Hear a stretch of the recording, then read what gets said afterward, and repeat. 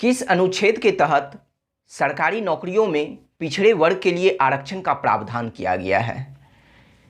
किस वाद में सर्वोच्च न्यायालय ने यह घोषणा किया है कि भारत रत्न एवं पद्म विभूषण जैसे पुरस्कार उपाधि नहीं है बल्कि सम्मान है? और इंदिरा साहनी बनाम भारत संघवाद किस मामले से संबंधित है?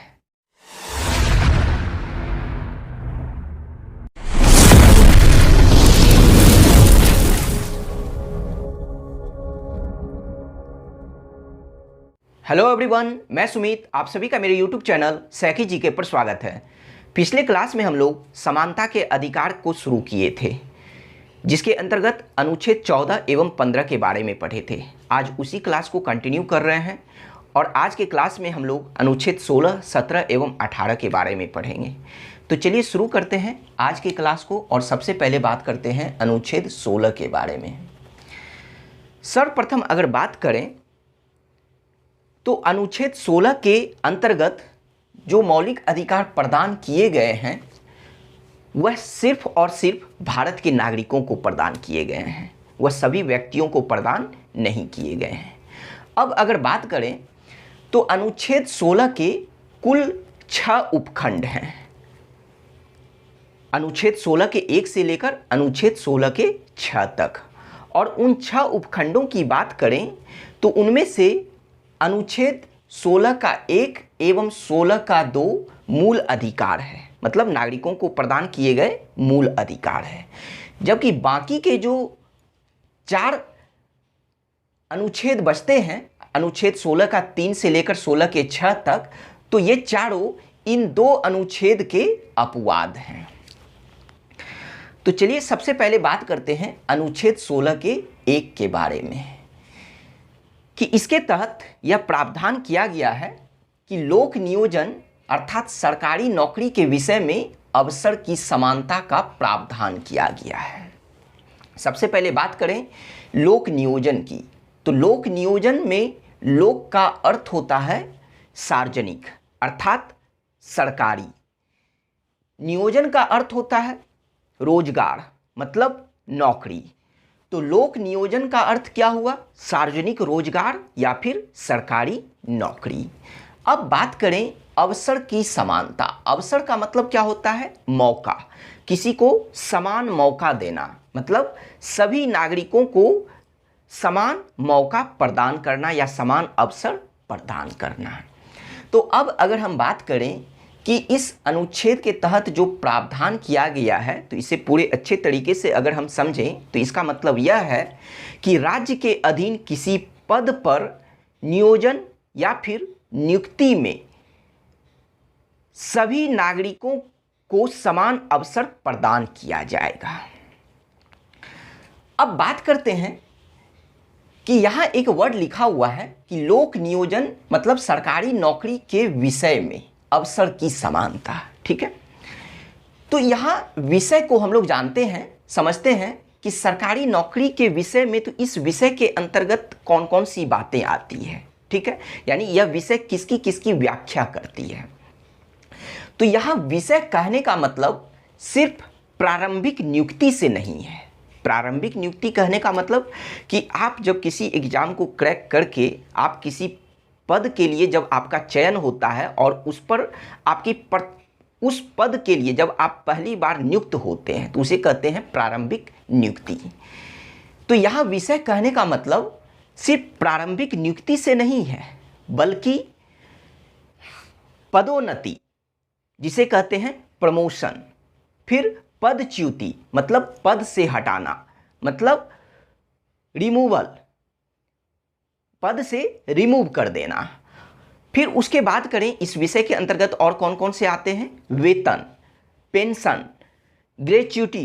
ग्रेच्युटी का मतलब कि अगर सरकार के द्वारा किसी भी सरकारी सेवक को उपहार या रिवार्ड दिया जाता है तो उसे ग्रेच्युटी कहते हैं। और फिर अवकाश। तो कहने का मतलब इस विषय के अंतर्गत कौन कौन से चीज आते हैं, कौन कौन सी बातों की व्याख्या की गई है। तो प्रारंभिक नियुक्ति के साथ साथ पदोन्नति, पदच्युति, वेतन, पेंशन, ग्रेच्युटी एवं अवकाश, इन सभी के विषय में अवसर की समानता प्रदान कौन सा अनुच्छेद करता है? तो वह अनुच्छेद 16 का 1 करता है। तो इसलिए अगर आपसे प्रश्न पूछा जाए कि पदोन्नति, पदच्युति, वेतन, पेंशन, ग्रेच्युटी एवं अवकाश से संबंधित अवसर की समानता वह कौन सा अनुच्छेद प्रदान करता है, तो वह होगा अनुच्छेद 16 का 1। अब बात करते हैं अनुच्छेद 16 के 2 के बारे में। इसमें क्या प्रावधान किया गया है? इसमें किया गया है कि इस विषय कहने का मतलब कि लोक नियोजन के विषय में केवल धर्म, मूल वंश, जाति, लिंग, जन्म स्थान एवं निवास स्थान के आधार पर नागरिकों के साथ भेदभाव नहीं किया जाएगा। तो केवल का अर्थ आप लोगों को समझाया गया था पिछले क्लास में जब अनुच्छेद 15 का 1 पढ़े थे, ठीक है। तो केवल का मतलब क्या हुआ कि सिर्फ इस आधार पर भारत के नागरिकों के साथ लोक नियोजन के विषय में भेदभाव नहीं की जाएगी, लेकिन अन्य आधार पर लोक नियोजन के विषय में भेदभाव की जा सकती है। केवल का मतलब यही हुआ। अब बात करें इन दोनों अनुच्छेद को समझने के बाद कि एग्जाम में प्रश्न किस तरह से पूछे जाएंगे। कि अगर प्रश्न आपसे यह पूछा जाएगा कि लोक नियोजन के विषय में भारत के सभी नागरिकों को अवसर की समानता कौन से अनुच्छेद प्रदान करते हैं, ठीक है। तो अगर ऑप्शन में अनुच्छेद 16 का 1 एवं 16 का 2 दोनों दिया हुआ है तो यह दोनों ऑप्शन होगा, यानी बीपीएससी के पॉइंट ऑफ व्यू से ई होगा, ठीक है। अगर अलग अलग ऑप्शन में दिया गया है, एक ही में है तब तो कोई बात नहीं, लेकिन अगर अलग अलग है तो ऑप्शन ई होगा। लेकिन अगर दोनों में से कोई एक है तो एक होगा।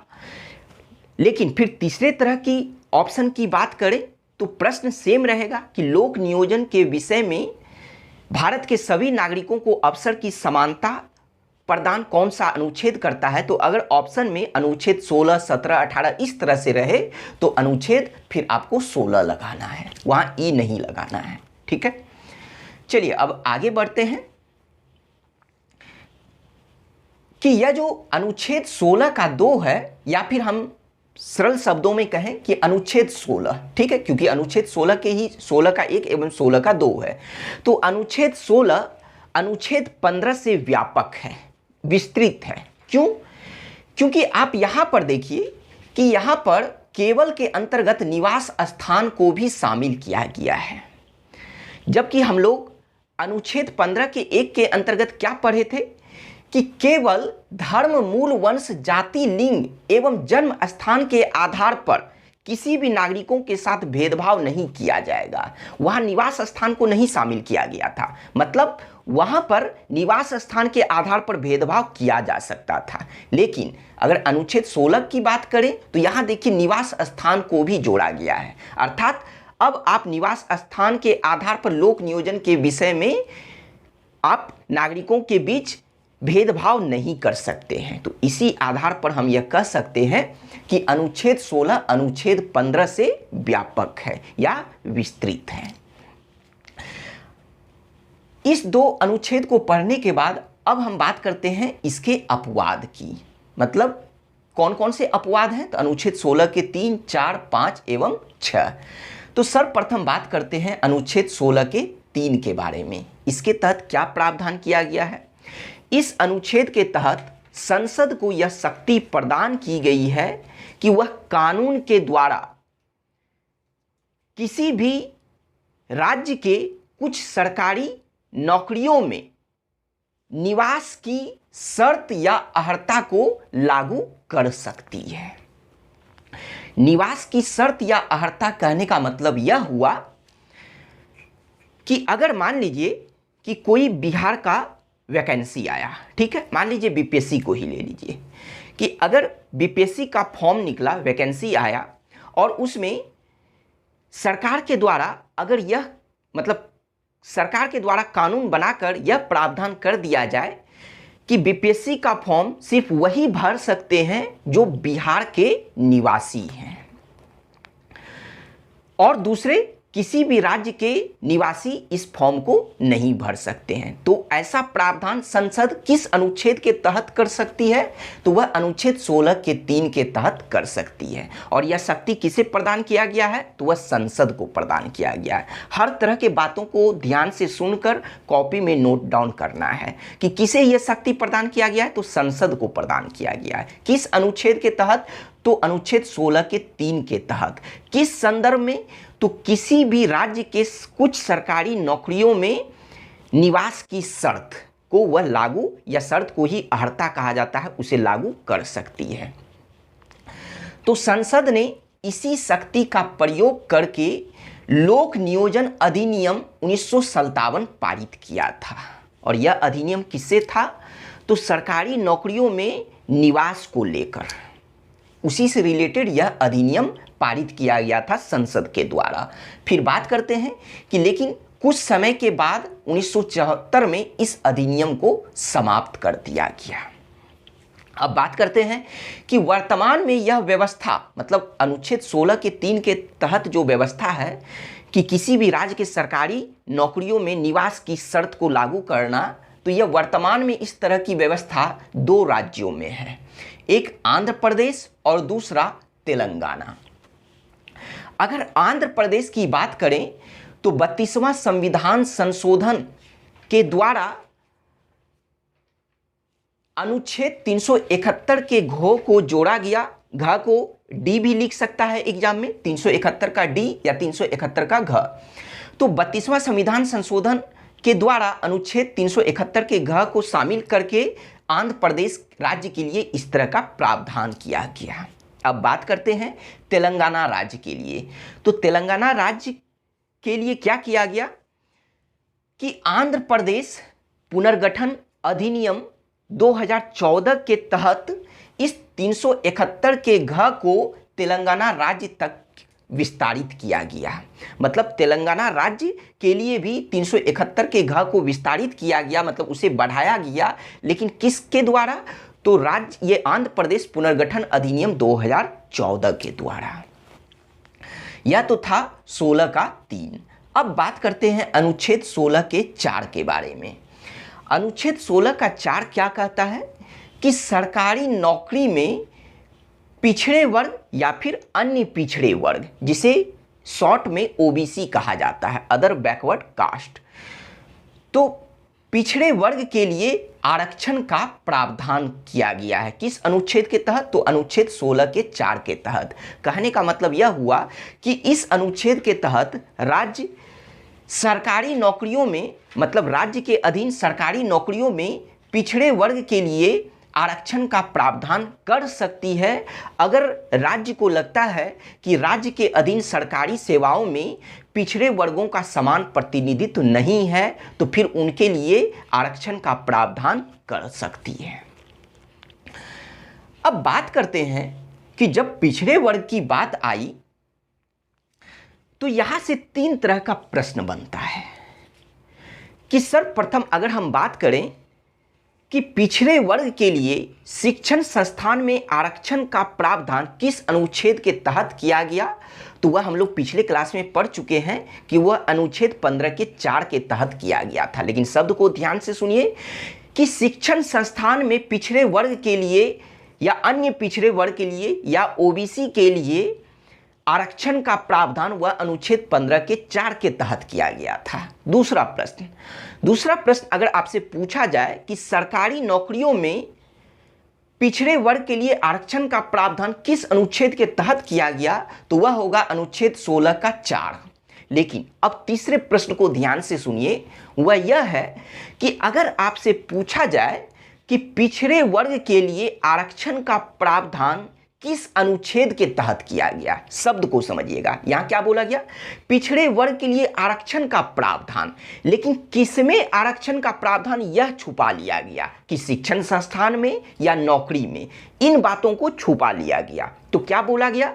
सिर्फ और सिर्फ यह बोला गया कि पिछड़े वर्ग के लिए आरक्षण का प्रावधान किस अनुच्छेद के तहत किया गया। तो जब यहां बातों को क्लियर नहीं किया गया तब इसका आंसर अनुच्छेद 15 का 4 एवं 16 का 4 दोनों होगा, क्योंकि शिक्षण संस्थान में 15 के 4 के तहत, और सरकारी नौकरी में तो 16 के 4 के तहत। तो इसलिए यह प्रश्न देखिए यहाँ पर है कि पिछड़े वर्ग के लिए आरक्षण का प्रावधान वह अनुच्छेद 15 के 4 एवं 16 के 4 दोनों के तहत होगा।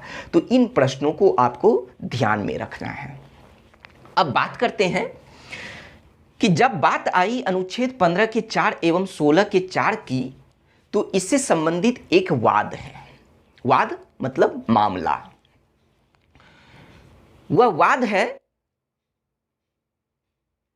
वलसम्मा बनाम कोचीन विश्वविद्यालय 1996 के वाद में सर्वोच्च न्यायालय ने यह घोषणा किया है कि अनारक्षित वर्ग के व्यक्ति, अनारक्षित मतलब जिसे आरक्षण प्राप्त नहीं है, तो अनारक्षित वर्ग के व्यक्ति आरक्षित वर्ग में, आरक्षित वर्ग मतलब जिसे आरक्षण प्राप्त है, तो अनारक्षित वर्ग के व्यक्ति आरक्षित वर्ग में दत्तक या विवाह या अन्य आधार पर अगर प्रवेश करते हैं तो फिर वैसे व्यक्तियों को अनुच्छेद 15 के 4 एवं अनुच्छेद 16 के 4 के तहत उन्हें आरक्षण का लाभ नहीं मिलेगा। तो यह किस वाद में सर्वोच्च न्यायालय ने यह फैसला सुनाया है? तो वह वलसम्मा बनाम कोचीन विश्वविद्यालय 1996 के वाद में। तो इसलिए इस वाद को नोट डाउन करिएगा और क्या कहा गया उसे भी आप लिख लीजिएगा। चलिए अब आगे बढ़ते हैं, बात करते हैं कि इस अनुच्छेद 16 के 4 से संबंधित दो मामले हैं। एक मंडल आयोग के रिपोर्ट जिसे मंडल रिपोर्ट या मंडल मामले या मंडल केस कहा जाता है, और दूसरा इंदिरा साहनी बनाम भारत संघवाद। तो यह दोनों जो मामले हैं वह किससे संबंधित हैं? तो वह अनुच्छेद 16 के 4 अर्थात सरकारी नौकरियों में पिछड़े वर्ग के लिए आरक्षण से संबंधित है। तो आइए एक एक करके समझते हैं। सबसे पहले बात करते हैं मंडल आयोग के बारे में। मंडल आयोग और इसके परिणाम क्या है, किसे कहा गया है मंडल आयोग, इन सभी बातों को जानेंगे। बात करते हैं कि 1979 में जनता पार्टी सरकार या फिर मोरारजी देसाई सरकार के द्वारा द्वितीय पिछड़ा वर्ग आयोग का गठन किया गया था। कब? 1979 में। सबसे पहले बात करें कि चूंकि यहां वर्ड आया है पिछड़ा वर्ग आयोग, ठीक है, तो पिछड़ा वर्ग आयोग की जब हम बात करें तो अनुच्छेद 340 के तहत पिछड़ा वर्ग आयोग के गठन का प्रावधान किया गया है संविधान के द्वारा। किस अनुच्छेद के तहत? तो अनुच्छेद 340 के तहत। और इस आयोग के अंतर्गत अध्यक्ष, उपाध्यक्ष एवं अन्य सदस्यों की नियुक्ति कौन करते हैं? तो वह राष्ट्रपति करते हैं। अब फिर बात करते हैं यह जो अनुच्छेद 340 के अंतर्गत पिछड़ा वर्ग आयोग का गठन किया जाता है तो इसका कार्य क्या होता है? इस आयोग का कार्य यह होता है कि सामाजिक एवं शैक्षणिक रूप से पिछड़े वर्ग के लोगों की पहचान करना एवं उनके उन्नति के लिए सरकार को सुझाव पेश करना है, यह इस आयोग का कार्य होता है। तो यह तो हम लोग समझ गए पिछड़े वर्ग आयोग के बारे में। लेकिन अब यहां एक वर्ड आया है द्वितीय पिछड़ा वर्ग आयोग। द्वितीय मतलब दूसरा, दूसरी बार पिछड़ा वर्ग आयोग का गठन 1979 में किया गया था। तो आगे बढ़ने से पहले सबसे पहले हम लोग यह बात जान लेते हैं कि पहले पिछड़े वर्ग आयोग का गठन कब किया गया था। तो पहला पिछड़ा वर्ग आयोग का गठन 1953 में किया गया था। किसकी अध्यक्षता में? तो काका कालेलकर की अध्यक्षता में किया गया था। और उस आयोग ने अर्थात प्रथम पिछड़ा वर्ग आयोग ने अपना रिपोर्ट कब पेश किया था सरकार को? तो 1955 में किया था। इन सभी बातों को आपको कॉपी में लिखना है।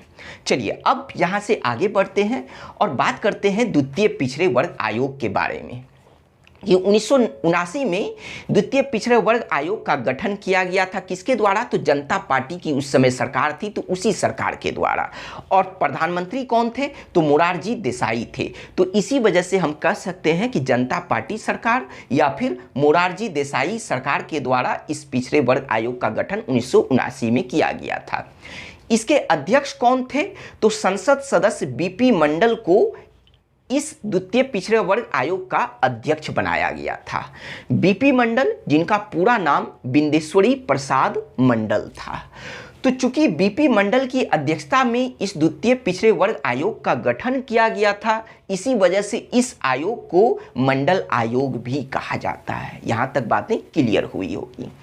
चलिए अब आगे बात करते हैं कि इस आयोग ने, जिसका गठन 1979 में किया गया था, तो इसने अपना रिपोर्ट कब प्रस्तुत किया सरकार के समक्ष?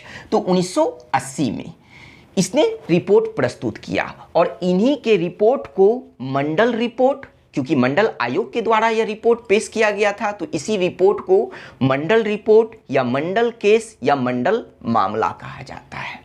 अब बात करते हैं कि इस रिपोर्ट के द्वारा, ठीक है, सर्वप्रथम यह बात कर लेते हैं कि यह जो रिपोर्ट पेश किया गया था मंडल आयोग के द्वारा, तो यह रिपोर्ट किस अनुच्छेद से संबंधित था? तो अनुच्छेद 16 के 4 से संबंधित था। अगर पूछे कि यह रिपोर्ट या मंडल केस किस मामले से संबंधित था, तो मामला क्या है कि सरकारी नौकरी में पिछड़े वर्ग के लिए आरक्षण, उससे संबंधित यह रिपोर्ट था। तो चलिए बात करते हैं कि इस रिपोर्ट के द्वारा मंडल आयोग ने क्या क्या सिफारिश पेश किया था सरकार के समक्ष।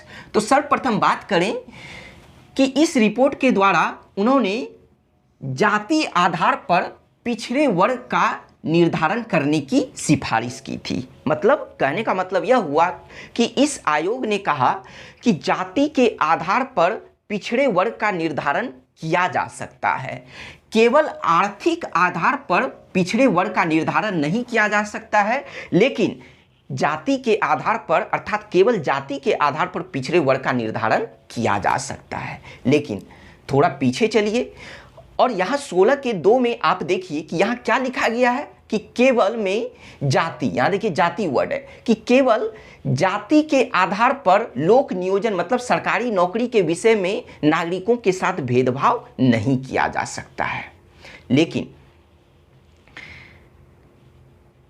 मंडल आयोग का यह कहना था कि चूंकि जाति भी एक सामाजिक वर्ग है, इसी वजह से सामाजिक एवं शैक्षणिक रूप से पिछड़े जो भी व्यक्ति हैं उन्हें अनुच्छेद 16 के 4 के संदर्भ में पिछड़े वर्ग के रूप में रखा जा सकता है, पिछड़े वर्ग में उन्हें शामिल किया जा सकता है।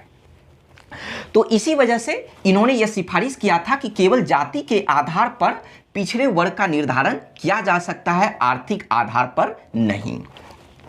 जबकि बात करें इससे पहले 1963 का एक वाद था और वह वाद था बालाजी बनाम मैसूर राज्य। 1963 के वाद में सर्वोच्च न्यायालय ने यह घोषणा किया था कि जाति के आधार पर, मतलब केवल जाति के आधार पर पिछड़े वर्ग का निर्धारण नहीं किया जा सकता है। तो वह किस वाद में? 1963 के वाद में सर्वोच्च न्यायालय ने ऐसा घोषणा किया था। मतलब उस समय मंडल आयोग का गठन भी नहीं किया गया था, उससे पहले की यह वाद है। लेकिन उसके बाद जब मंडल आयोग का गठन हुआ और उसमें जब रिपोर्ट आया तो उसमें ही इन्होंने कहा था कि जाति के आधार पर भी पिछड़े वर्ग का निर्धारण किया जा सकता है और केवल आर्थिक आधार पर नहीं। और क्यों किया जा सकता है जाति के आधार पर, तो उन्होंने रीजन भी दिया। तो इस तरह से क्या हुआ कि इस आयोग ने कुल 3743 जातियों का पहचान किया जो सामाजिक एवं शैक्षणिक दृष्टि से वह क्या थे? पिछड़े थे। और जिन 4743 जातियों की इन्होंने पहचान की तो वह भारत की कुल जनसंख्या की लगभग 52% आबादी थी। और उसमें से उन 52% में से अनुसूचित जाति एवं अनुसूचित जनजाति शामिल नहीं थे, सिर्फ और सिर्फ पिछड़े वर्ग के जाति ही शामिल थे उन 52% जनसंख्या में से। अब बात करें कि इसके द्वारा क्या हुआ कि अगला जो इन्होंने सिफारिश किया था, मतलब सिफारिश के अंतर्गत कौन कौन से पॉइंट शामिल थे, तो इसके अंतर्गत जो दूसरा उन्होंने सिफारिश किया था वह यह था कि सरकारी नौकरियों में पिछड़े वर्ग के लिए 27% आरक्षण की सिफारिश किया था, ठीक है, जबकि पहले से 22.5% आरक्षण चल रहा था। 22.5%, जिसमें से 15% अनुसूचित जाति के लिए और 7.5% अनुसूचित जनजाति के लिए। जबकि इन्होंने जो सिफारिश किया तो 27% आरक्षण सरकारी नौकरी में पिछड़े वर्ग के लिए किया था। तो इसका मतलब अब कुल आरक्षण कितना हो गया, तो वह 49.5 हो गया, ठीक है। लेकिन अब सवाल यह उठता है कि आखिर मंडल आयोग ने सरकारी नौकरियों में पिछड़े वर्ग के लिए केवल 27% आरक्षण का ही प्रावधान क्यों किया? 28%, 29% या 30% भी कर सकते थे, तो 27% ही क्यों? तो आइए इसके रीजन को समझते हैं कि क्या है कि 1963 में सर्वोच्च न्यायालय ने यह घोषणा किया था कि एक ही वर्ष में राज्य किसी भी सरकारी नौकरी में 50% से अधिक आरक्षण का प्रावधान नहीं कर सकती है। अगर 50% से अधिक आरक्षण का प्रावधान करती है तो वह असंवैधानिक माना जाएगा। तो यह कब सुप्रीम कोर्ट के द्वारा घोषणा किया गया था? तो 1963 में ही किया गया था कि एक ही वर्ष में किसी भी सरकारी नौकरी में 50% आरक्षण से अधिक आरक्षण नहीं दिया जा सकता। कुल 50% आरक्षण, मतलब अधिकतम 50% आरक्षण का प्रावधान किया गया था। तो चूंकि पहले से 22.5% चल रहा था, तो उन्हें ध्यान में रखकर इन्होंने 27% आरक्षण का प्रावधान किया ओबीसी के लिए सरकारी नौकरी में। फिर बात करते हैं कि यह तो था मंडल आयोग का रिपोर्ट। अब बात करते हैं कि सरकार के द्वारा क्या क्या प्रावधान किया गया।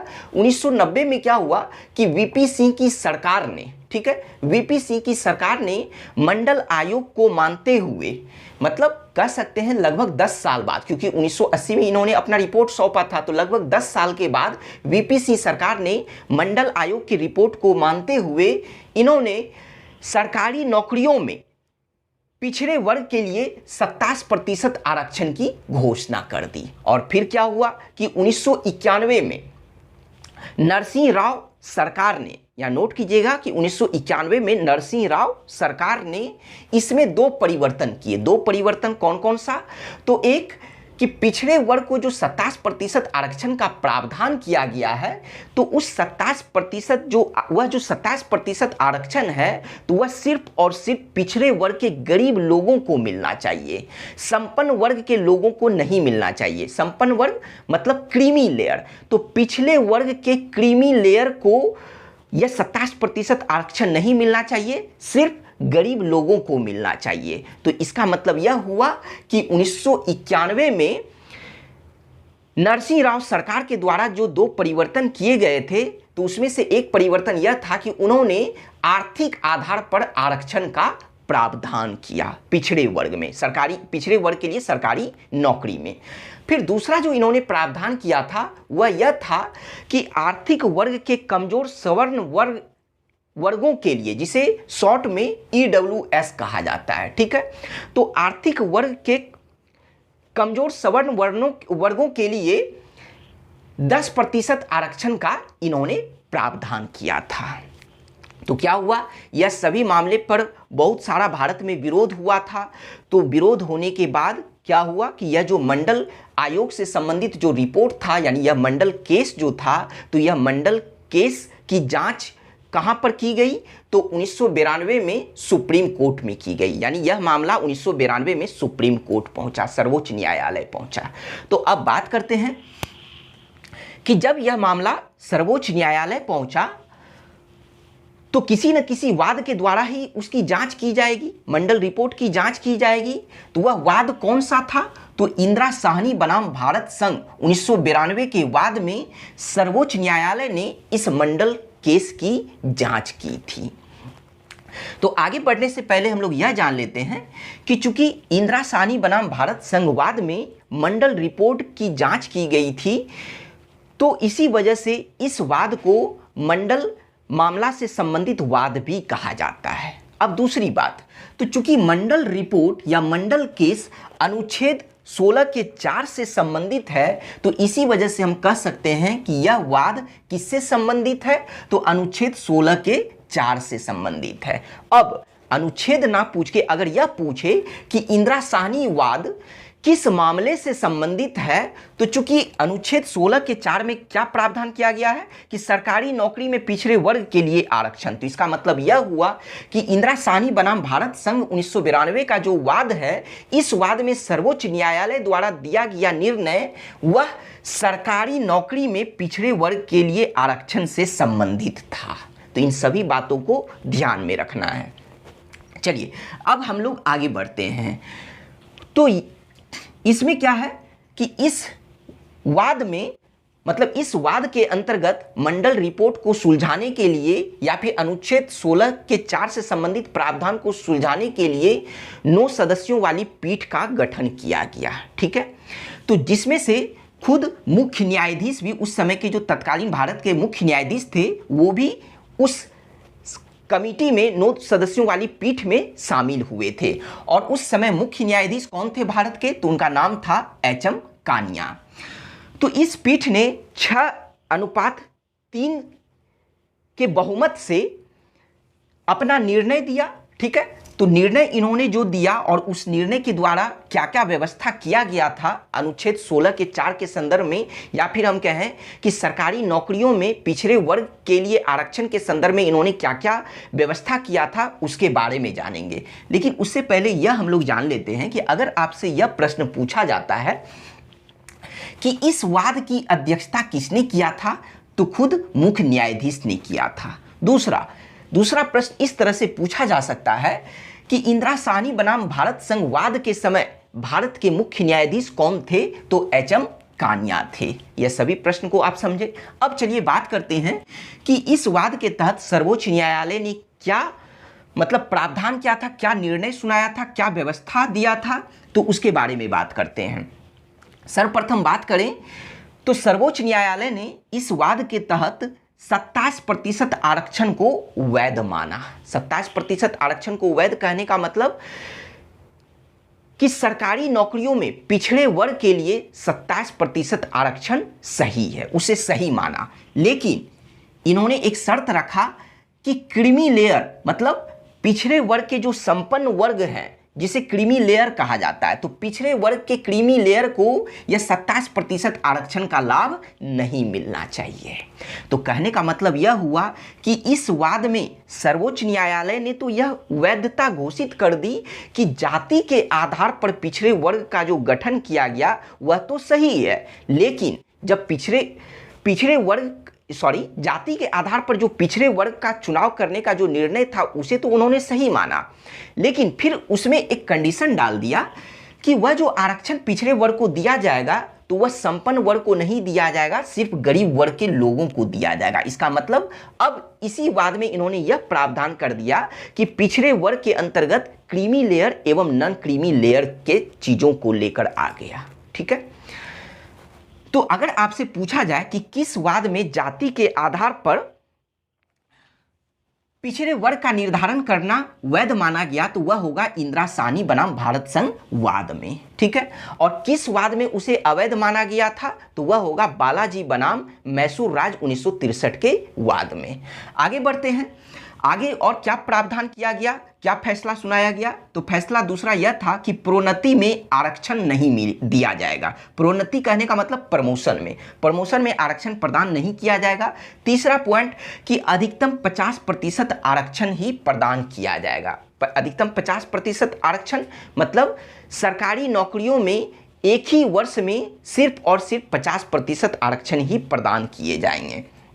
फिर चौथे प्रावधान के बारे में बात करें तो वह चौथा निर्णय यह था कि अग्रनयन के नियम रिक्त पदों के लिए वैध होंगे। ठीक है, अग्रनयन के नियम जिसे कैरी फॉरवर्ड रूल कहा जाता है। ठीक है, और रिक्त पदों को इंग्लिश में बैकलॉग कहा जाता है। तो अग्रनयन के नियम रिक्त पदों के लिए वैध होंगे, लेकिन इन रिक्त पदों में भी 50% आरक्षण की सीमा का उल्लंघन नहीं होना चाहिए। अब यह अग्रनयन के नियम रिक्त पद ये क्या है, तो इसे अभी नहीं समझेंगे, बल्कि जब अभी हम लोग अनुच्छेद 16 का 4 का ख समझेंगे तो वहीं पर इन बातों को डिटेल से जानेंगे। अभी सिर्फ पॉइंट देख लीजिए। ठीक है, फिर नेक्स्ट जो निर्णय था वह यह था कि क्रीमी लेयर की पहचान के लिए एक अस्थायी गैर विधायी निकाय की स्थापना सरकार के द्वारा की जानी चाहिए। तो यह तो था सर्वोच्च न्यायालय के द्वारा दिया गया निर्णय। सर्वोच्च न्यायालय ने तो अपना कार्य कर लिया,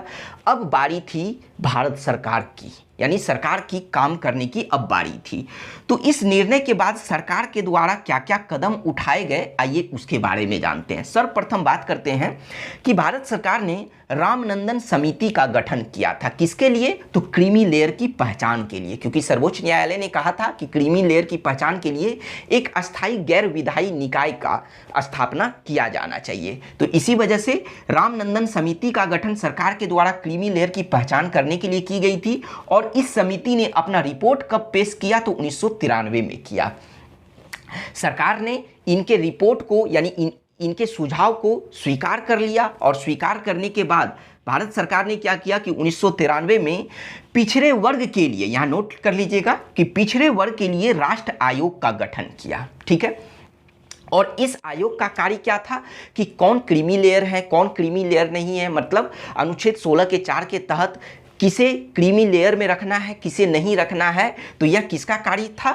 तो पिछड़े वर्ग के लिए जिस राष्ट्र आयोग का गठन किया गया था उसी का यह कार्य था। लेकिन आगे चलकर क्या हुआ कि संसद के द्वारा 102वां संविधान संशोधन किया गया, और 102वां संविधान संशोधन कब किया गया? 2018 में। तो इस संविधान संशोधन के द्वारा पिछड़े वर्ग के लिए राष्ट्र आयोग के गठन को संवैधानिक दर्जा प्रदान कर दिया गया। ठीक है, इससे पहले इसे संवैधानिक दर्जा प्रदान नहीं किया गया था, क्योंकि इसके संदर्भ में कहीं पर भी संविधान में उल्लेख नहीं किया गया था, मतलब अनुच्छेद के द्वारा। लेकिन क्या हुआ कि 102वां संविधान संशोधन के द्वारा इस आयोग को, राष्ट्र आयोग को संवैधानिक दर्जा प्रदान कर दिया गया, और इसके लिए अनुच्छेद संविधान में अनुच्छेद 338 का ख को जोड़ा गया, और अब इसी अनुच्छेद के तहत पिछड़े वर्ग के लिए राष्ट्र आयोग के गठन का प्रावधान किया गया है। चलिए अब अगले कदम के बारे में बात करते हैं कि सरकार का अगला कदम क्या था। वह यह था, इससे पहले हम लोग यह जान लेते हैं कि यहां पर देखिए एक पॉइंट छूटा हुआ है कि अग्रनयन के नियम रिक्त पदों के लिए मतलब वैध घोषित किया था। लेकिन क्या था कि इससे पहले देवासन बनाम भारत संघ वाद में, और वह वाद कब हुआ था? तो वह 1963 में हुआ था। तो 1963 के देवासन बनाम भारत संघ वाद में सर्वोच्च न्यायालय ने अग्रनयन के नियम रिक्त पदों के लिए अवैध घोषित किया था। लेकिन क्या है कि इंदिरा साहनी बनाम भारत संघ वाद में रिक्त पदों के लिए अग्रनयन के नियम को वैध घोषित किया था। चलिए अब आगे बढ़ते हैं। अब बात करते हैं अनुच्छेद 16 के 4 के बारे में। इस अनुच्छेद के तहत पहली बात तो यह जान लेते हैं कि अनुच्छेद 16 के 4 के क को किस संविधान संशोधन के द्वारा जोड़ा गया? तो 77वां संविधान संशोधन 1995 के द्वारा जोड़ा गया। ठीक है, तो अगर आपसे पूछा जाए कि इस अनुच्छेद को किस संविधान संशोधन के द्वारा जोड़ा गया, तो 77वां संविधान संशोधन 1995 के द्वारा जोड़ा गया। और इसके तहत क्या व्यवस्था की गई? तो SC एवं ST मतलब अनुसूचित जाति एवं अनुसूचित जनजाति के लिए प्रोन्नति मतलब प्रमोशन में आरक्षण की व्यवस्था का प्रावधान किया गया। तो जब आरक्षण प्रोन्नति में आरक्षण की व्यवस्था का प्रावधान किया गया, तो इसका मतलब यह हुआ कि सरकार ने, संसद ने, यह जो इंदिरा साहनी बनाम भारत संघवाद में सर्वोच्च न्यायालय का जो निर्णय दिया गया था कि प्रोन्नति में आरक्षण नहीं प्रदान की जाएगी, चाहे वह किसी भी वर्ग के हो, चाहे वह SC हो, ST हो, OBC हो, कोई भी हो, उसे प्रोन्नति में आरक्षण नहीं दिया जाएगा। लेकिन क्या हुआ कि जब इस संविधान संशोधन के द्वारा इस तरह का प्रावधान किया गया, तो इसका मतलब यह हुआ कि यह जो संविधान संशोधन किया गया था, तो वह इंदिरा साहनी बनाम भारत संघ वाद में सर्वोच्च न्यायालय द्वारा दिए गए निर्णय के प्रभाव को समाप्त करने के लिए इस तरह के संविधान संशोधन को किया गया था, और इसके तहत यह अनुच्छेद को संविधान में जोड़ा गया था, और जिसके तहत क्या हुआ कि SC एवं ST के लिए प्रोन्नति में आरक्षण की व्यवस्था की गई। ठीक है, तो यहाँ पर किसी भी तरह से प्रश्न पूछे, अगर पूछा जाए कि अनुसूचित जाति एवं अनुसूचित जनजाति के लिए प्रोन्नति में आरक्षण की व्यवस्था किस अनुच्छेद के तहत की गई, तो अनुच्छेद 16 के 4 के क के तहत। अगर पूछा जाए कि किस संविधान संशोधन के तहत अनुसूचित जाति एवं जनजाति के लिए प्रोन्नति में आरक्षण की व्यवस्था की गई, तो वह होगा 77वां संविधान संशोधन 1995 के तहत। अगर पूछा जाए कि किस वाद के बाद अनुसूचित जाति एवं जनजाति के लिए प्रोन्नति में आरक्षण की व्यवस्था की गई, तो वह होगा इंदिरा साहनी बनाम भारत संघ 1992 के वाद के बाद। ठीक है, तो हर तरह के प्रश्न को आपको ध्यान में रखना है। अब बात करते हैं कि इन्हीं लोगों के लिए, किन लोगों के लिए, तो अनुसूचित जाति एवं जनजाति के लिए प्रोन्नति में आरक्षण की जो व्यवस्था की गई थी, तो इसी को और विस्तारित करने के लिए संसद के द्वारा 85वां संविधान संशोधन किया गया। कब? 2001 में। इसके तहत क्या व्यवस्था किया गया इन लोगों के लिए, तो इन लोगों के लिए वरिष्ठता की व्यवस्था को लाया गया। मतलब SC एवं ST के लिए प्रोन्नति में आरक्षण के अंतर्गत वरिष्ठता की व्यवस्था को शामिल किया गया। इसका मतलब अब यह हुआ कि जो SC एवं ST के अंतर्गत जो वरिष्ठ हैं, सबसे पहले उनका प्रमोशन होगा। और इस तरह का प्रावधान कब से लागू कर दिया गया, तो 1955 से ही इस तरह के प्रावधान को लागू कर दिया गया। भले ही यह संशोधन 2001 में किया गया, लेकिन इस तरह के प्रावधान को 1955 से ही लागू कर दिया गया। अब बात करते हैं अगले अनुच्छेद के बारे में। तो अगला अनुच्छेद है 16 का 4 का ख। तो इस अनुच्छेद को किस संविधान संशोधन के द्वारा जोड़ा गया, तो 81वां संविधान संशोधन 2000 के द्वारा जोड़ा गया। इसके द्वारा क्या प्रावधान किया गया, इसके द्वारा यह प्रावधान किया गया कि रिक्त पदों में, जिसे बैकलॉग कहा जाता है, तो 50% आरक्षण की सीमा को इस संविधान संशोधन के द्वारा रिक्त पदों में 50% आरक्षण की सीमा को सरकार ने, संसद ने समाप्त कर दिया। तो इसका मतलब क्या हुआ कि यह जो 81वां संविधान संशोधन 2000 में जो किया गया था, तो वह भी इंदिरा साहनी बनाम भारत संघ वाद में सर्वोच्च न्यायालय द्वारा दिए गए निर्णय के प्रभाव को समाप्त करने के लिए किया गया था। कैसे? तो यहाँ देखिए क्या लिखा गया था। यहाँ लिखा गया था कि अग्रनयन के नियम रिक्त पदों के लिए वैध तो होंगे, लेकिन 50% आरक्षण का उल्लंघन नहीं करना चाहिए। 50% आरक्षण की सीमा को पार नहीं करना चाहिए। लेकिन क्या हुआ कि 81वां संविधान संशोधन 2000 के द्वारा या फिर अनुच्छेद 16 के 4 के ख के तहत रिक्त पदों में 50% आरक्षण की सीमा को सरकार ने समाप्त कर दिया। चलिए अब इस पॉइंट को समझते हैं अच्छे से कि क्या है इसका मतलब। सबसे पहले बात करते हैं अग्रनयन के नियम, जिसे इंग्लिश में कैरी फॉरवर्ड रूल कहा जाता है। अर्थात अग्रनयन, अग्रनयन मतलब आगे बढ़ाने वाला नियम को अग्रनयन नियम कहा जाता है। तो पूरे बातों को समझें कि रिक्त पदों को आगे बढ़ाने वाले नियम को अग्रनयन नियम कहा जाता है। इन बातों को समझे, ठीक है।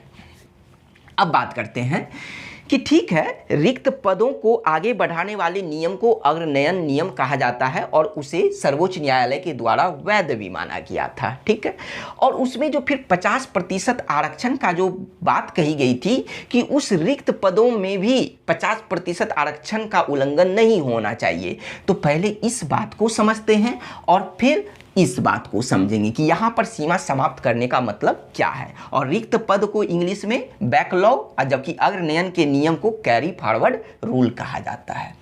तो चलिए कुछ हम एक एग्जाम्पल लेते हैं प्रेजेंट से ही, ताकि आप लोगों को अच्छे से समझ में आ जाए। कि मान लीजिए कि 2022 में बीपीएससी का एक वैकेंसी आया। ठीक है, 2022 में, ध्यान से समझिएगा, 2022 में बीपीएससी का वैकेंसी आया और उसमें कुल सीट कितनी है, तो उसमें कुल सीट 800 है। ठीक है, ध्यान से एकदम समझिएगा, एग्जाम्पल दे रहे हैं कि कुल सीट इसमें कितनी है, तो 800 सीट को शामिल किया गया इस बीपीएससी के वैकेंसी में जो 2022 में लाया गया सरकार के द्वारा। जब कुल 800 सीट है तो कितने प्रतिशत आरक्षण का प्रावधान किया गया है, क्योंकि 1963 में ही सर्वोच्च न्यायालय ने यह घोषणा कर दिया है कि एक ही वर्ष में 50% से अधिक आरक्षण सरकारी नौकरियों में नहीं दी जा सकती है। ठीक है, अभी हम EWS की बात नहीं कर रहे हैं, अभी हम सिर्फ यहाँ तक की बात कर रहे हैं, यह जो प्रावधान दिया गया था, है ना। क्योंकि EWS के लिए आरक्षण का प्रावधान वह आपका 103वां संविधान संशोधन 2019 में किया गया था, लेकिन यह सब बात जो है वह 2000 की ही चल रही है, ठीक है। 2000, 1992 इन सबों की बात चल रही है, तो इसलिए अभी EWS उसमें शामिल नहीं है और हम 50% आरक्षण की ही बात करेंगे। तो बात करते हैं कि 2022 में 800 सीट आया BPSC के अंतर्गत, और 50% आरक्षण का मतलब यह हुआ कि इसमें 400 सीट रिजर्व है, ठीक है। 400 सीट रिजर्व है, इस बातों को समझ गए। अब बात करते हैं कि चूंकि 2022 में यह वैकेंसी आया और 50% आरक्षण देना है, मतलब 400 सीट जो है आरक्षण के तहत भरे जाएंगे। लेकिन क्या हुआ कि इस वैकेंसी के तहत यह जो आरक्षित सीट था, तो इसमें से 10% सीट खाली रह गया, ठीक है। कितने सीट खाली रह गए? 50% में से 10% सीट खाली रह गए, मतलब 40 सीट खाली रह गए। प्रतिशत में कहें तो 10% सीट खाली रह गए।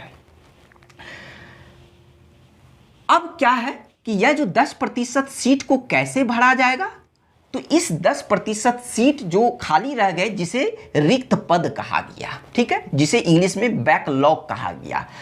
अब क्या होगा कि 2023 में सरकार के द्वारा फिर से BPSC की वैकेंसी निकाली जाएगी। कब? अगले साल 2023 में। अब मान लीजिए कि यहां पर जो भी सीट लाया जाए, मान लीजिए 1000 सीट को लाया जाए, ठीक है, उससे मतलब नहीं है। अभी 2023 में फिर से BPSC की वैकेंसी आई और इस बार 1000 सीट को लाया गया, जिसमें 50% फिर से आरक्षित होगा, ठीक ना। लेकिन यह अब अगले वर्ष की बात हो गई, 2023 की बात हो गई कि 50% सीट फिर से रिजर्व होगा। लेकिन पिछले वर्ष का जो वैकेंसी था उसमें भी 10% सीटें आरक्षित थी।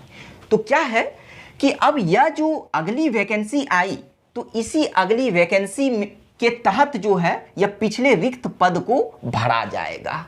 मतलब इस रिक्त पद को आगे ले जाया जाएगा। आगे ले जाने का मतलब अगले साल वाले वैकेंसी के तहत ही उसे भरा जाएगा। तो उसी नियम को, अर्थात क्या हुआ कि इस रिक्त पद को आगे ले जा रहे हैं, ठीक है, अगले साल उसे शामिल कर रहे हैं। तो मतलब रिक्त पद को आगे ले जाने वाले नियम को अग्रनयन का नियम कहा जाता है। यह बात तो आप समझ गए।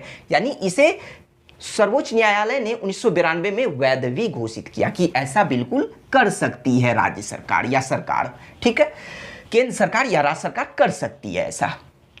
लेकिन उन्होंने क्या कहा कि रिक्त पदों में, या जो रिक्त पद है इसमें भी 50% आरक्षण का उल्लंघन नहीं होना चाहिए। अब देखिए इसका क्या कहने का मतलब था कि अब अगले साल जो 2023 में वैकेंसी आई, तो फिर से 50% आरक्षण का प्रावधान तो यहाँ है ही, लेकिन आप खुद सोचिए कि पहले का 10% आरक्षण, आरक्षित सीट अभी भी बचा हुआ है ना। जब इन दोनों को जोड़ दें तो 2023 में कुल आरक्षण कितना मान लिया जाएगा? 60%। इसका मतलब 50% का वह उल्लंघन कर रहा है। जबकि सर्वोच्च न्यायालय ने कहा कि 50% आरक्षण के अंदर ही आपको मैनेज करना है। तो इसका मतलब यह हुआ कि यह जो 2023 की नई वैकेंसी थी और पिछले बार की जो 10% सीट थी, इन दोनों को मिलाकर 50% ही आपको आरक्षण देना। मतलब इसमें से 40% और पहले वाले 10%, यानी आप फिर से यहाँ 50% नहीं कीजिएगा। यह तो था सर्वोच्च न्यायालय के द्वारा किया गया प्रावधान। लेकिन इन बातों को समझ गए। अब यह जो 81वां संविधान संशोधन 2000 लाया गया, तो इसके द्वारा संसद ने क्या किया, भारत सरकार ने क्या किया कि यह जो रिक्त पदों में अग्रनयन का नियम था, तो उसमें 50% आरक्षण की सीमा को समाप्त कर दिया। कैसे? तो देखिए, सरकार का यह कहना है कि चूंकि यह जो 10% आरक्षित सीट है, तो यह पिछले साल की वैकेंसी की है, यह नए साल की नहीं है, ठीक है, और इस वजह से इसे हम नए साल में जोड़ नहीं सकते हैं। और जो नए साल की वैकेंसी है, तो यहाँ तो हम एक ही वर्ष में 50% दे ही रहे हैं, और चूंकि यह पिछले वर्ष की वैकेंसी है, तो इसी वजह से हम यहाँ पर मतलब इसी वैकेंसी के तहत इस 10% सीट को भी हम भरेंगे, मतलब 50% हम यहाँ भी देंगे, लेकिन हम 10% को भी भरेंगे। क्यों? क्योंकि यह नई भर्ती के साथ इसे नहीं जोड़ा जाएगा। क्यों? क्योंकि वह पिछले साल की वैकेंसी है, पिछले साल की भर्तियां हैं, इसी वजह से। तो भले ही अब कुल मिलाकर जोड़ा जाए तो एक वर्ष में अर्थात 2023 में 50 + 10 60% हो जा रहा है। इसका मतलब रिक्त पदों में 50% सीमा का उल्लंघन हो रहा है। लेकिन सरकार ने कहा कि भले ही आप उल्लंघन समझिए, लेकिन मेरे अनुसार, मेरे द्वारा किए गए संवैधानिक संशोधन के अनुसार यह 50% आरक्षण का उल्लंघन नहीं करती है। इसे 50% आरक्षण का उल्लंघन नहीं माना जाएगा। तो उम्मीद करते हैं कि आप इसे बहुत ही अच्छे से समझे होंगे।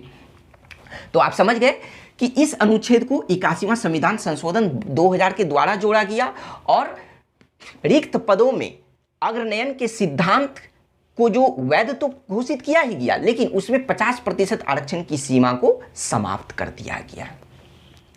फिर बात करते हैं कि 76वां संविधान संशोधन, ठीक है, यह अनुच्छेद 16 के 4 के ख के तहत नहीं है, यह अलग से है। कि आगे चलकर, मतलब कि इससे पहले ही बात करें, क्योंकि यह तो 81वां संविधान संशोधन, इससे पहले की प्रावधान यह है कि 76वां संविधान संशोधन 1994 के द्वारा क्या हुआ कि जिसे तमिलनाडु राज्य संशोधन अधिनियम 1994 भी कहा जाता है, क्योंकि यह संशोधन तमिलनाडु राज्य के लिए किया गया था। तो इसी वजह से इस संशोधन अधिनियम को तमिलनाडु राज्य संशोधन अधिनियम भी कहा जाता है।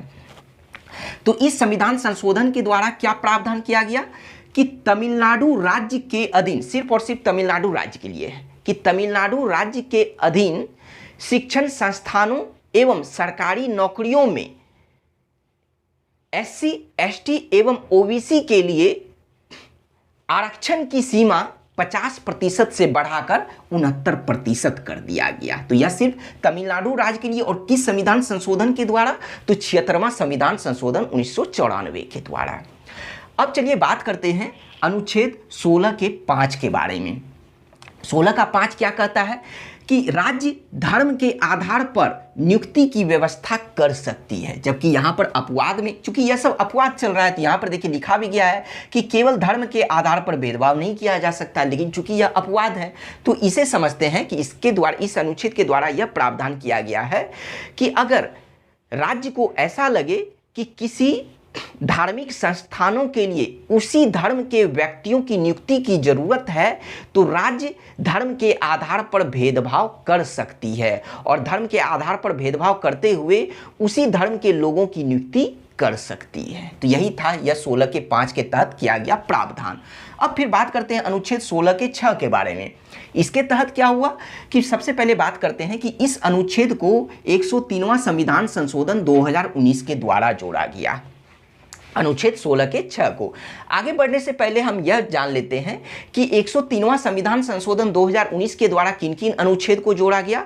तो 15 के 6 एवं 16 के 6, और दोनों में EWS के लिए ही प्रावधान किया गया है। EWS के लिए 10% आरक्षण का प्रावधान किया गया है, लेकिन अनुच्छेद 15 के 6 में EWS के लिए 10% आरक्षण का जो प्रावधान किया गया है, किसी भी शिक्षण संस्थान में प्रवेश को लेकर, सिर्फ अपवाद में है अल्पसंख्यक शिक्षण संस्थान। लेकिन अनुच्छेद 16 के 6 के तहत क्या है कि सरकारी नौकरी में EWS के लिए, अर्थात आर्थिक रूप से कमजोर सवर्ण वर्गों के लिए 10% आरक्षण का प्रावधान किया जाता है। ठीक है, जिस तरह से अगर हम पिछड़े वर्ग की बात करें तो अनुच्छेद 15 के 4 के तहत OBC को शिक्षण संस्थान में आरक्षण मिला है, और अनुच्छेद आपका 16 के 4 के तहत सरकारी नौकरी में OBC को आरक्षण का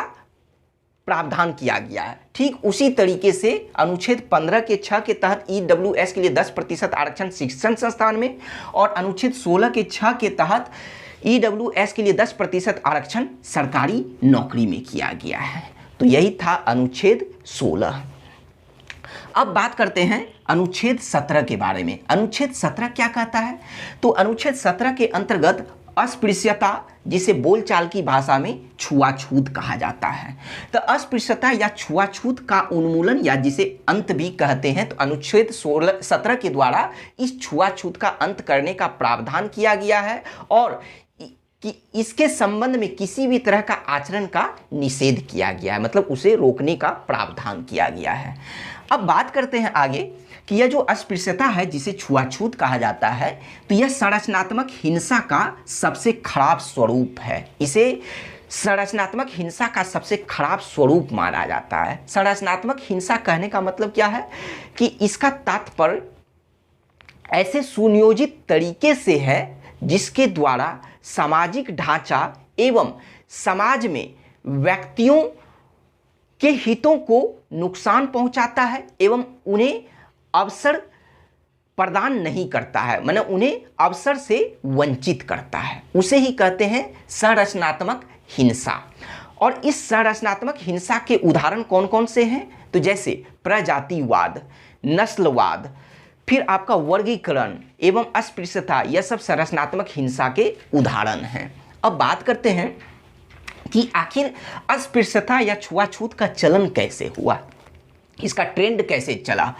तो इसके चलन का जो आधार है, इसके ट्रेंड का जो आधार है, उसे धार्मिक स्वीकृति माना गया है कि धार्मिक स्वीकृति के चलन के आधार पर ही यह छुआछूत की भावना का जन्म हुआ। यह क्या था, तो आइए इसे समझते हैं। यह जो छुआछूत है, मतलब जिसे अस्पृश्यता को जिसे बोलचाल की भाषा में छुआछूत कहा जाता है, तो यह छुआछूत यह जाति व्यवस्था का सबसे घृणित पहलू है। कौन? छुआछूत। जो धार्मिक या कर्मकांडीय दृष्टि से समाज में, या फिर हम यह कह सकते हैं कि यह जो अस्पृश्यता या छुआछूत है, यह जाति व्यवस्था का एक सबसे घृणित पहलू है जो धार्मिक या कर्मकांडीय दृष्टि से शुद्धता एवं अशुद्धता के आधार पर समाज के सबसे निम्न जातियों के साथ इस तरह का भेदभाव किया जाता है, इस तरह की अवधारणा की जाती है, छुआछूत की अवधारणा। तो चूंकि समाज के सबसे निम्न जाति किन्हें माना गया है, तो अनुसूचित जाति एवं अनुसूचित जनजाति को। मतलब यह जो छुआछूत की भावना किस वर्ग को लेकर किया गया था, तो एससी एवं एसटी के लिए किया गया था, ठीक है। और उसका आधार क्या था, तो वह धार्मिक धार्मिक था, धार्मिक स्वीकृति के आधार पर इस तरह का चलन चला था। तो इसी रीजन के हिसाब से हम यह कह सकते हैं कि अस्पृश्यता संरचनात्मक हिंसा का सबसे खराब स्वरूप है, क्योंकि इसका कारण क्या है कि इसका चलन, वह इसके चलन का आधार धार्मिक स्वीकृति था।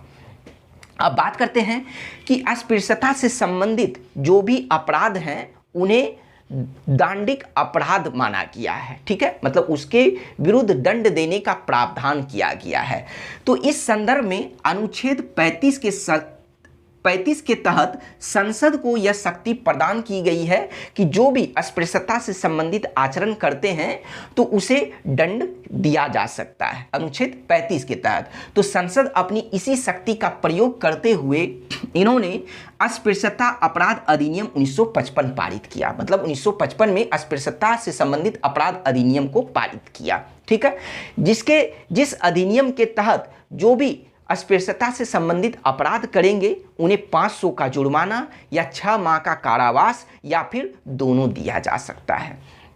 फिर आगे चलकर क्या हुआ, 1976 में संसद ने संशोधन करके इस अस्पृश्यता अपराध अधिनियम 1955 का नाम बदलकर क्या रख दिया, तो सिविल अधिकार संरक्षण अधिनियम 1955 रख दिया। सिविल अधिकार संरक्षण अधिनियम, जिसे नागरिक अधिकार का रक्षा अधिनियम 1955 भी कहा जाता है, और इसे ही इंग्लिश में protection of civil rights act 1955 कहा जाता है। तो अगर आपसे पूछा जाए कि protection of civil rights act 1955 वह किस अनुच्छेद से संबंधित है, तो वह अनुच्छेद 17 से संबंधित है, या इनमें से किन्हीं भी नाम से आपसे पूछ लिया जाएगा। फिर बात करते हैं कि यह अधिनियम तो पारित कर दिया गया, और चूंकि इस तरह का अपराध से संबंधित दंड देने का प्रावधान भी किया गया। और यह जो अस्पृश्यता या छुआछूत की जो भावना शुरू हुई थी वह किन जातियों को लेकर, तो एससी एवं एसटी के लिए, एससी एवं एसटी को लेकर। तो इसी वजह से यह जो अनुच्छेद 17 है तो वह एससी एवं एसटी अर्थात अनुसूचित जाति एवं अनुसूचित जनजाति को मौलिक सामाजिक, आर्थिक, राजनीतिक एवं सांस्कृतिक अधिकार प्रदान करती है। तो वह कौन सा अनुच्छेद, तो अनुच्छेद 17 प्रदान करती है। अब बात करते हैं कि यह जो अनुच्छेद 17 के द्वारा जो अधिकार प्रदान किया गया है इन लोगों को, एससी एवं एसटी को, तो वह एक निरपेक्ष अधिकार है। निरपेक्ष अधिकार कहने का मतलब ऐसा अधिकार जिसकी अपेक्षा समाज में नहीं की गई हो, ठीक है, कि छुआछूत की भी भावना होगी। तो इसी वजह से इस अधिकार को निरपेक्ष अधिकार कहा जाता है। अब बात करते हैं कि यह जो अनुच्छेद 17 है तो मतलब इसके द्वारा जो अस्पृश्यता, या फिर हम यह कह सकते हैं कि यह जो अस्पृश्यता की जो भावना है, अस्पृश्यता से जो संबंधित अपराध है, तो इस अस्पृश्यता का निवारण या छुआछूत का निवारण कैसे किया जा सकता है, किन किन आधार पर किया जा सकता है। तो कानून बनाकर किया जा सकता है, शिक्षा के द्वारा किया जा सकता है, या फिर जन जागरण के द्वारा किया जा सकता है। मतलब लोगों को जागरूक करके किया जा सकता है कि आप ऐसा उनके विरुद्ध मत कीजिए। जब लोगों को शिक्षित करेंगे तो भी ऐसा नहीं होगा, और फिर लोग अगर ना माने तो फिर तो कानून तो लास्ट में है ही। तो कानून बनाकर भी इसका निवारण, अस्पृश्यता का निवारण किया जा सकता है। अब बात करते हैं 2 पॉइंट की, कि वह यह है कि यह जो अस्पृश्यता शब्द है तो इसे परिभाषित कहीं भी नहीं किया गया है, चाहे वह संविधान हो या फिर यह जो अधिनियम संसद के द्वारा बनाया गया, कहीं पर भी अस्पृश्यता को परिभाषित नहीं किया गया है। दूसरे पॉइंट की बात करें कि यह जो अनुच्छेद 17 है तो यह सिर्फ राज्य के विरुद्ध ही नहीं है, बल्कि राज्य एवं व्यक्ति दोनों के विरुद्ध है, ठीक है, अनुच्छेद 17। फिर बात करते हैं अगले अनुच्छेद के बारे में। तो अगला अनुच्छेद है 18। अनुच्छेद 18 के तहत उपाधियों के अंत का प्रावधान किया गया है। उपाधियों का अंत, उपाधि किसे कहते हैं कि ब्रिटिश काल में, औपनिवेशिक काल में जो वंशानुगत उपाधि प्रदान किए जाते थे, जैसे महाराज, ठीक है, राज बहादुर, राय बहादुर, ये सभी जो वंशानुगत उपाधि थे, तो उन सभी उपाधियों का अनुच्छेद 18 के तहत अंत किया गया है। कि मतलब कि अब ना तो इस अनुच्छेद के तहत राज्य किसी भी व्यक्ति को, मतलब सरकार किसी भी व्यक्ति को कोई उपाधि दे सकती है, और ना तो भारत के नागरिक या फिर सभी व्यक्ति इस तरह के उपाधि को प्राप्त नहीं कर सकते, मतलब उपाधि को नहीं ले सकते हैं, चाहे वो भारत के नागरिक हों या सभी व्यक्ति हों, ठीक है, नागरिक या गैर नागरिक कोई भी हों तो वह उपाधि नहीं ले सकते हैं। चलिए अब बात करते हैं कि इस अनुच्छेद 18 के 4 उपखंड है, 18 के 1 से लेकर 18 के 4 तक। तो 18 के 1 में क्या प्रावधान किया गया है कि राज्य केवल सेना या शिक्षा संबंधी सम्मान के सिवाय अन्य किसी भी तरह की उपाधि प्रदान नहीं करेगी। फिर 18 के 2 में क्या कहा गया है कि भारतीय नागरिक किसी भी विदेशी राज्य से उपाधि ग्रहण नहीं कर सकते हैं। अनुच्छेद 18 का 3 किससे संबंधित है, तो वह विदेशी व्यक्ति से है, जबकि 18 का 2 भारत के नागरिक से था और 18 का 3 विदेशी व्यक्ति से है। वैसे विदेशी व्यक्ति जो भारत में किसी भी लाभ के पद पर हों तो वह किसी भी विदेशी राज्य से अगर कोई भी उपाधि ग्रहण करते हैं तो वह भारत के राष्ट्रपति के मतलब इच्छा के बगैर नहीं कर सकते हैं। अगर भारत के राष्ट्रपति का परमिशन मिलेगा तभी वह करेंगे, नहीं तो नहीं करेंगे। फिर अनुच्छेद 18 के 4 के तहत क्या प्रावधान किया गया है कि किसी भी विदेशी राज्य से भेंट, उपलब्धि या पद, ठीक है, भेंट, उपलब्धि या पद, तो चाहे वह नागरिक हो या गैर नागरिक हो, वह राष्ट्रपति के मर्जी, मतलब राष्ट्रपति के इच्छा के बिना वह किसी भी विदेशी राज्य से भेंट, उपलब्धि या पद धारण मतलब या ग्रहण नहीं कर सकते हैं। तो वह अनुच्छेद 18 के 4 के तहत है और इसमें नागरिक एवं गैर नागरिक दोनों के लिए इस तरह का प्रावधान किया गया है। चलिए यह तो हो गया 18 के 4 की भी बातें हो गई। अब बात करते हैं कि 1954 में भारत सरकार के द्वारा राष्ट्र पुरस्कार की स्थापना की गई और उसके तहत भारतीयों को पुरस्कार देने की शुरुआत की गई, सम्मान देने की शुरुआत की गई। लेकिन क्या हुआ कि इसका कई जगह विरोध हुआ कि वह सम्मान है या उपाधि है, ठीक है, जो भी पुरस्कार दिए जा रहे थे। तो क्या हुआ कि उस मामले की सुनवाई 1996 में सुप्रीम कोर्ट में हुई। किस वाद के तहत? तो बालाजी राघवन बनाम भारत संघ 1996 के वाद में सर्वोच्च न्यायालय ने यह फैसला दिया या निर्णय दिया कि भारत रत्न, पद्म विभूषण, पद्म भूषण, पद्मश्री यह एक सम्मान है, उपाधि नहीं है। और यह जो सम्मान दिया जाता है तो वह किसी भी अलंकृत व्यक्ति, मतलब जिस व्यक्ति को यह सम्मान दिया जाता है, ठीक है, तो उस अलंकृत व्यक्ति के नाम के आगे या पीछे यह सम्मान नहीं लगाया जाएगा। अब बात करते हैं कि अनुच्छेद 18 निर्देशात्मक है, आदेशात्मक नहीं है, मतलब कि इसका उल्लंघन दंडनीय नहीं है। अगर कोई इसका उल्लंघन करता है तो उसे दंड नहीं दिया जाएगा, लेकिन संसद के द्वारा दंड का प्रावधान किया जा सकता है। अब हम लोग एक आखिरी पॉइंट के बारे में बात करेंगे, वह है समान कार्य के लिए समान वेतन। वैसे तो अगर इसके बारे में बात करें तो यह अनुच्छेद 39 के घ के तहत समान कार्य के लिए समान वेतन को राज्य के नीति निदेशक तत्व में शामिल किया गया है। भाग 4 के 39 के घ के तहत राज्य के नीति निदेशक तत्व में शामिल किया गया है।